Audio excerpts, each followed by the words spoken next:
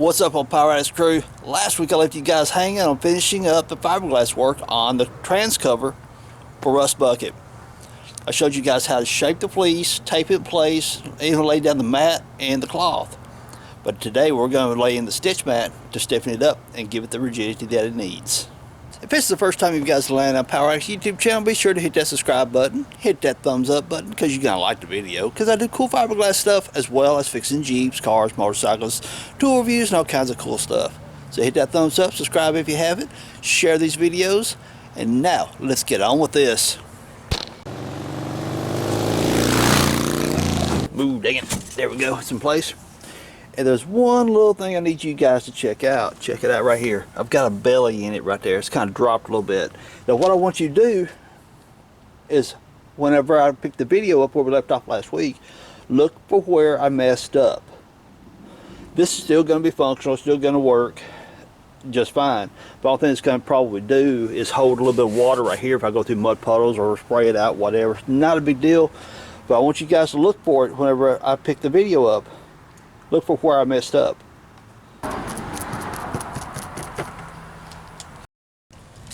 There we go. My camera battery died. Okay, so allow me to put this stuff on me. Well, what the heck? Okay, see I've already laid the tape down right there. I'm taking this, holding on to it, just kind of loosely holding it right there. Again, it's not set up, so it's still a bit flexible. And as long as you got it mashed down good air, stuff like that, it's not going to fall off apart. See, now we just get it laid over like that, tuck it into its corners where it goes. Did you catch it? Did you catch where I messed up at? Now, let's talk about what I could have done to prevent this. Whenever I laid this piece in, it was just that thin mat and cloth. It had a lot of flex in it. When I laid it down here, you've seen the belly drop down right here if you looked in the video close enough. What I should have done, move this out of the way, is whenever I ran my tape around this right here to prevent it from sticking to the metal, I should have also ran me another couple stretches of tape from here to there, which would have prevented that sag from happening in this right here. My mistake can be your lessons, because hey, I'm not going to hide anything from you guys. If I make a mistake, I'm going to show you guys I made a mistake. Therefore, you guys are going to learn from my mistakes. Does that make sense? Yeah, sure does. Now, oftentimes I'm out here making these videos. I'm coming out here before I go to work. Right now I'm working second shifts, and oftentimes I'll come out here, try to get a little bit done before I head into work, or I've got something, other projects going on. I got people need me to do stuff. So sometimes I get into a major rush and make a boo-boo, you know. But again, my mistake can be your learning lesson, so therefore I'll show you guys when I make these mistakes so you can learn from it. Simple, I guess. Now we're going to take all the metal weight off of it. Okay, let me be totally transparent. It's been close to 2 weeks since I've had a chance to touch this thing. So obviously the fiberglass is set up now. So let's get all this metal out there and get one more layer of glass put on it.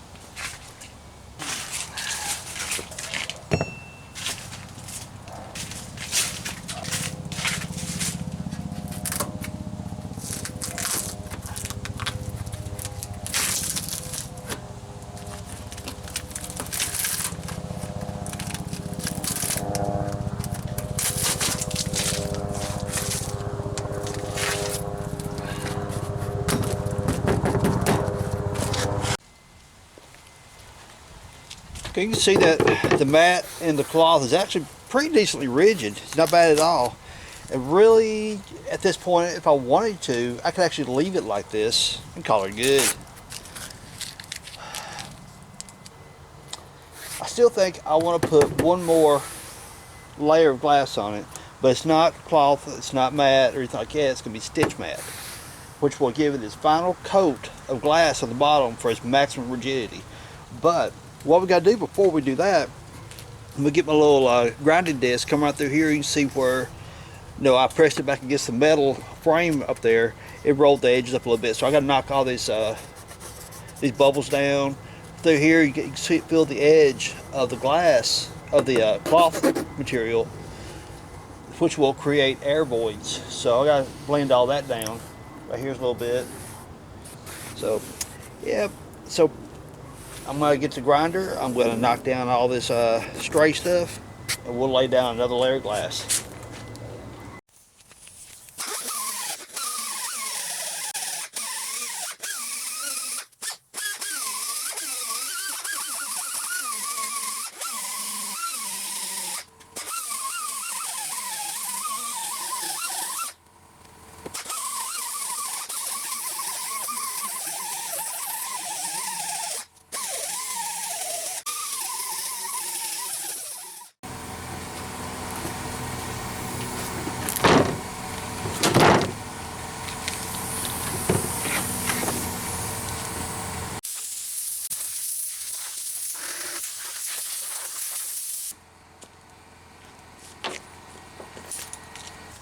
I got the ground, got the dust blew off. I set back down. I just want to eyeball a few things.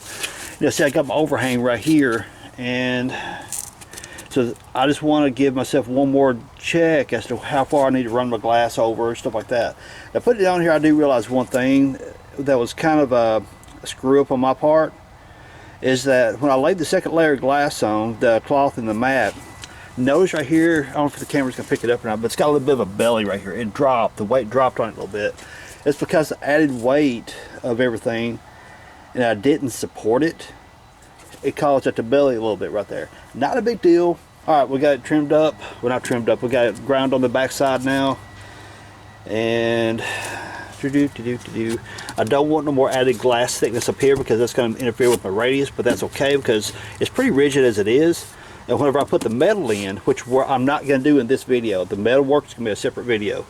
When I put the metal in, I'm going to bond the metal to all this right through here, bond the metal to the glass, to the cover, which will help strengthen it up even that much more and make it all one piece. So, okie dokie. I keep little voices in my head keep wanting me to trim this back right here. I think I'm going to listen to the voices in my head. I'm going to get me a razor blade, trim it back. Now when you're listening to the little voices in your head telling you to do stuff, be careful, because right through here the knife slipped. I took a chunk out of it.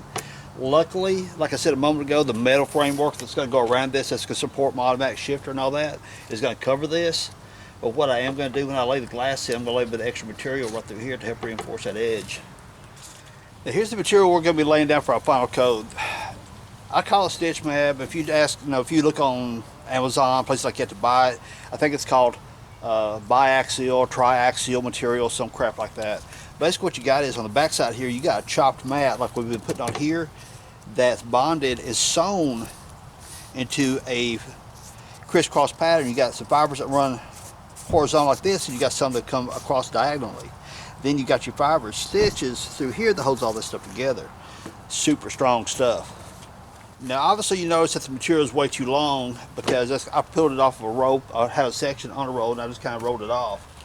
See this red right here?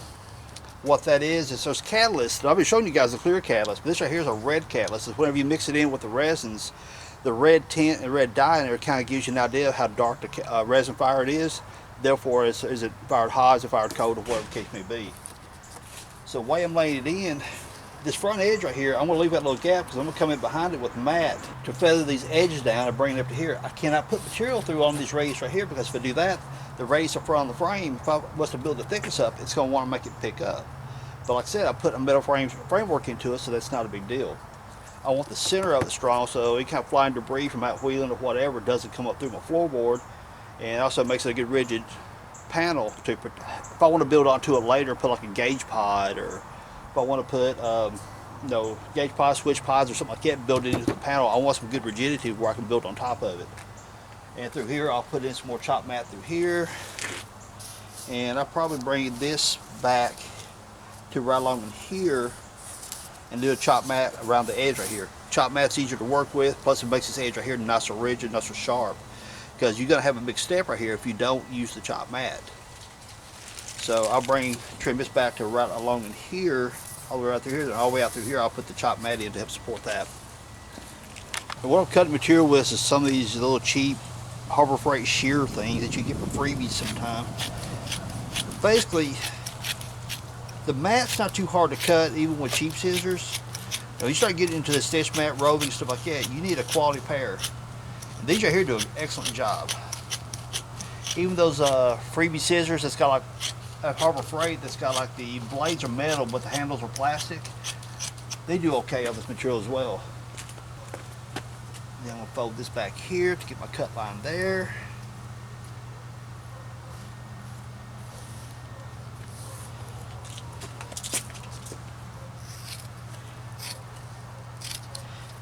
Now remember what I said, I'm going to come through here with a regular chopped mat and pack all that right there in. Because using the mat is going to kill this sharp edge, this high-rise edge that the stitch mat creates.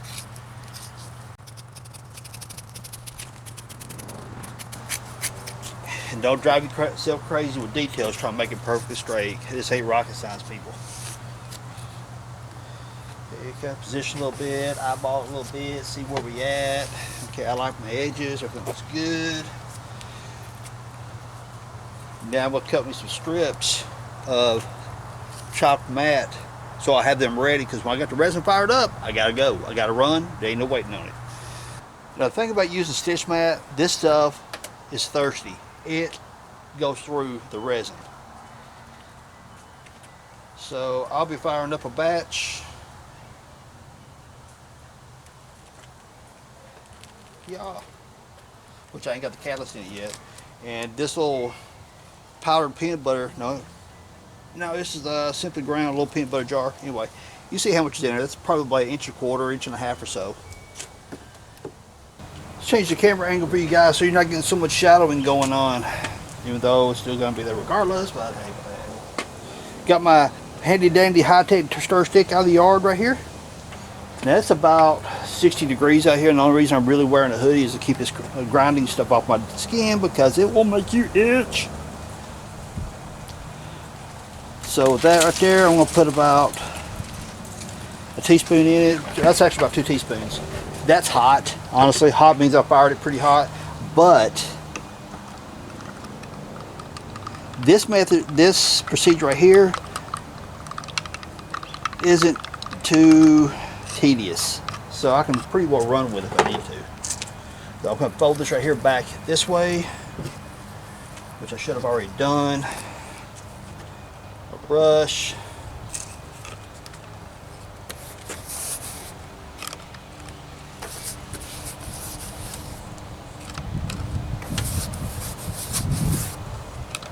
Don't run all the way up to the edges quite yet, because we're just working with the stitch mat for right now.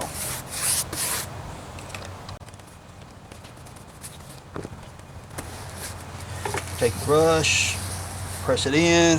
Now when we saturate it, you're gonna see the stitch mat will conform a bit better once you get some juice in it.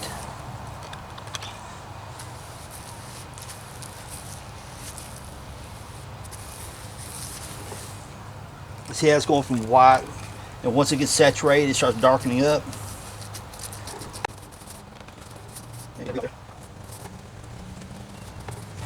And just in the event that you lose control of your resin, what you want to do is try to not get crazy, wetting out too far. Get up here on this edge, get it dry, wet in, wet out, whatever. Can't say crap with the mouth all day. Get that saturated on that end.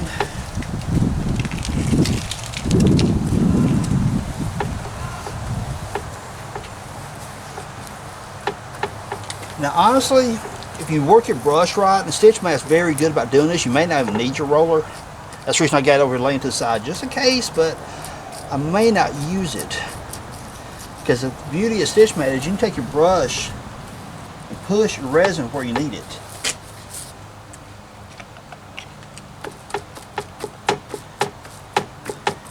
Now I know I'm going to put mat on the back edge right here. Don't worry too much about that right now, because get your material wet out here first. Because in the event if your resin kicks off on you, you don't want to have to redo this crap right here. But back through here, you can take your grinder, your sandpaper, whatever, and feather that edge back, then lay your chopped mat in. So this is your priority at the moment.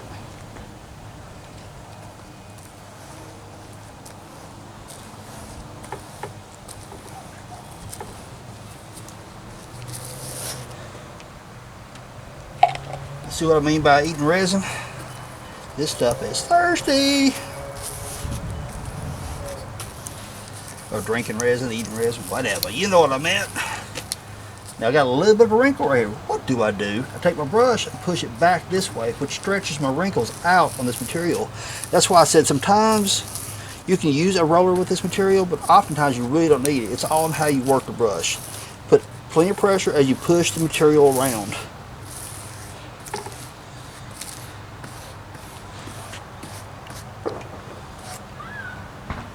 Okay, fire me up some more juice. About the same amount in the peanut butter jar. Give me a little catalyst or activator or whatever you want to call it, hardener, whatever your flavor is. Fire I stuck on last week because I got time to work on it. Take my high-tech mixing stick, mix it up real well.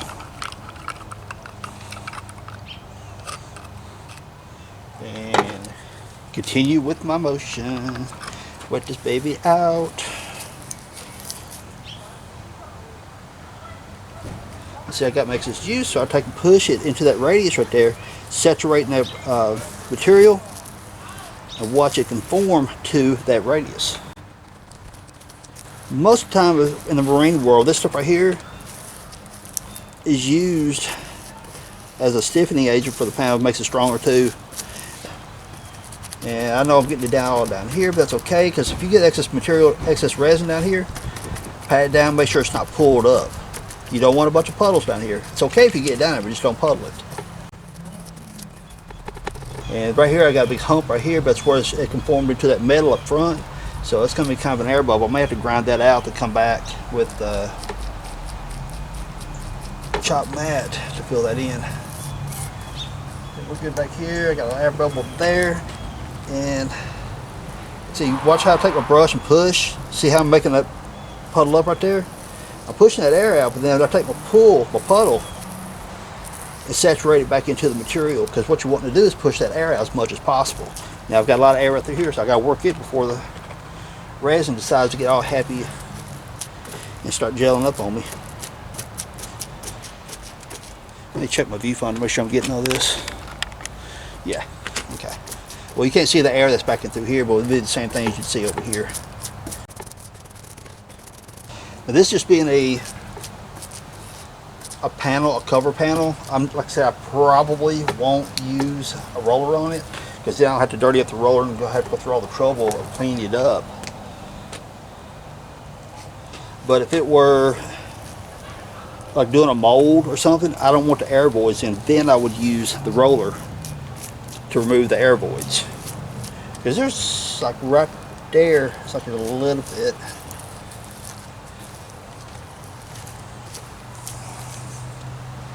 Oh, stringy. Okay, right through here I got to pack that air in right there to push that into the crevice.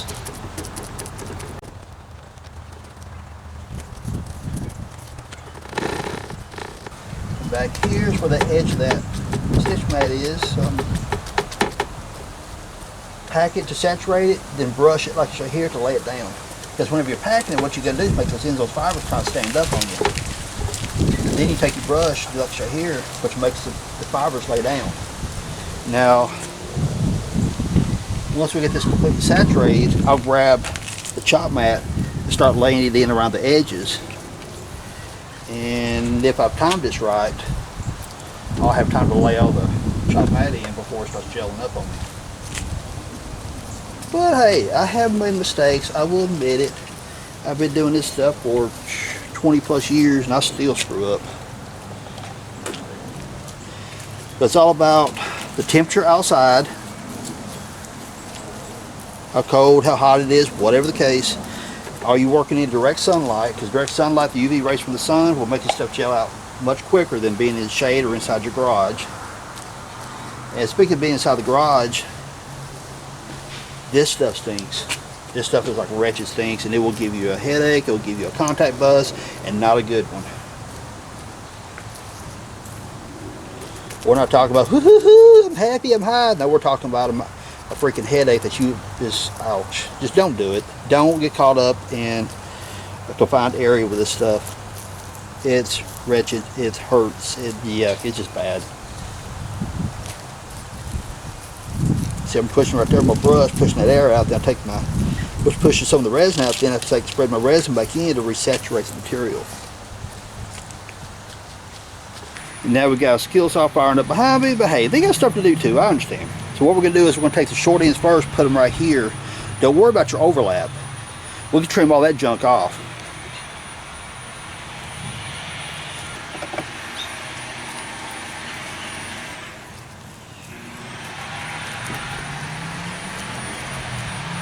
And saturate the heck out of it.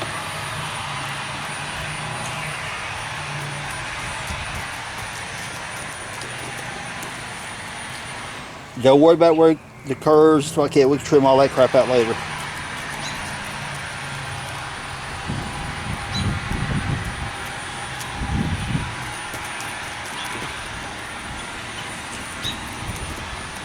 I'm gonna take my other short piece. I'm gonna lay it in over here.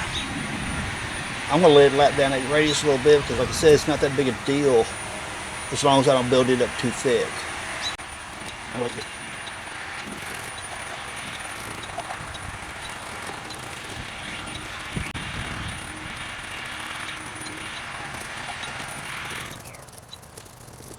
You can see right there, I got dropped the ball, and there's a piece of tape right there and a piece of tape right there. It'll be all right. Get the mat saturated real well. Take and brush it back, lay the edges down. Okay. Now take us a long piece. We're going to lay it down this edge. Don't worry about the overlap because we can trim it out.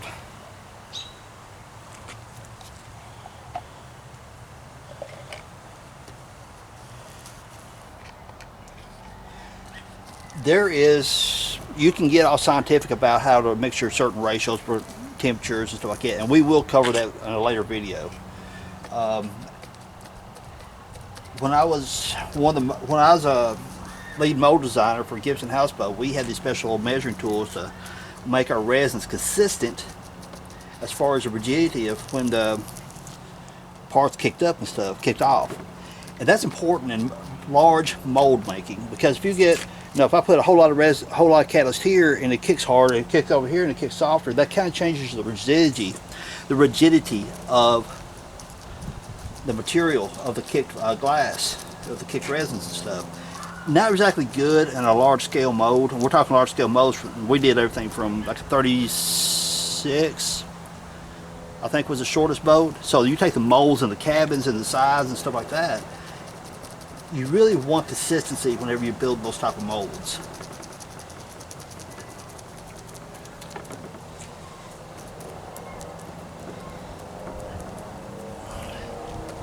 So we'll definitely get more into scientific with ratios later, but just pay attention to your temperatures and how much you're putting in. Each time I fire up this little bucket right here, where's it at? I can't get a viewfinder. Every time I fire this little bucket up right here, I'm putting about 1.5 teaspoons to 2 teaspoons.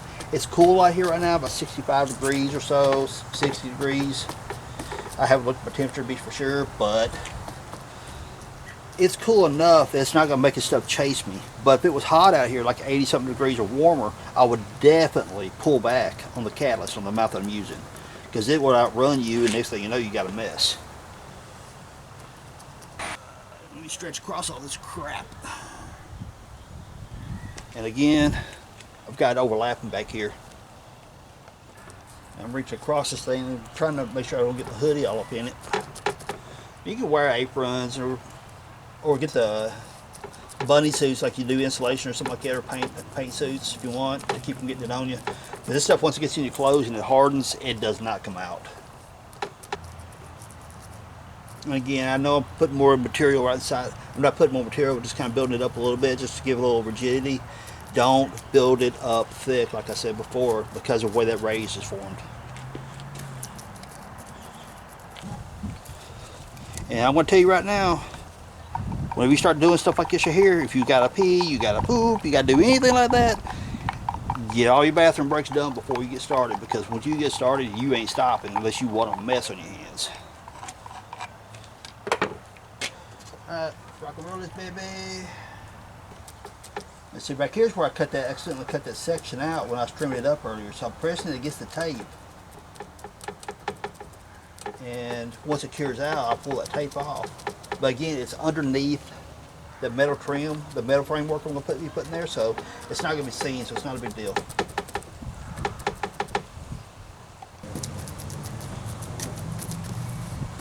Okay, I'm starting to gel up down here. I timed this thing about right, dude.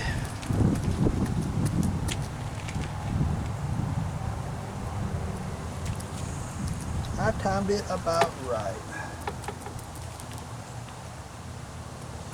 Now I got like a lump right here where that material, the strings from the edges of the stitch mat, sometimes gets on your brush and bunches up like that.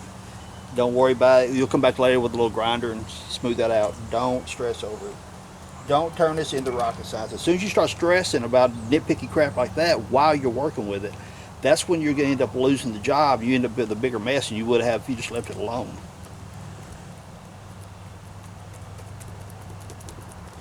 Alright, just let this stuff cure out. We'll be good to go. Now if you watch the timing meaning the kicking of the resin and stuff, you time it just right. You can take your razor knife, get in here like this. Look how easy that is to trim. I'm hitting the material, the fleece material right there, so it's a little bit heavier and thicker. Move this out of the way.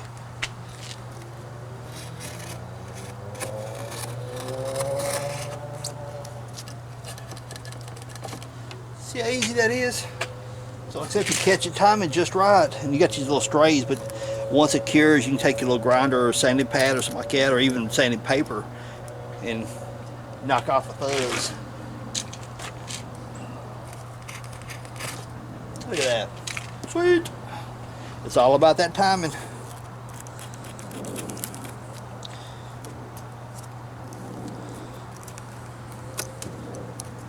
Of course, through here I want to dress up a little bit because it needs to be flattened out for that metal. And this radius right here, whenever I put the metal in, I'll trim out that radius to make everything fit like I want it. Right now I'm clearing out all the overhang of the glass.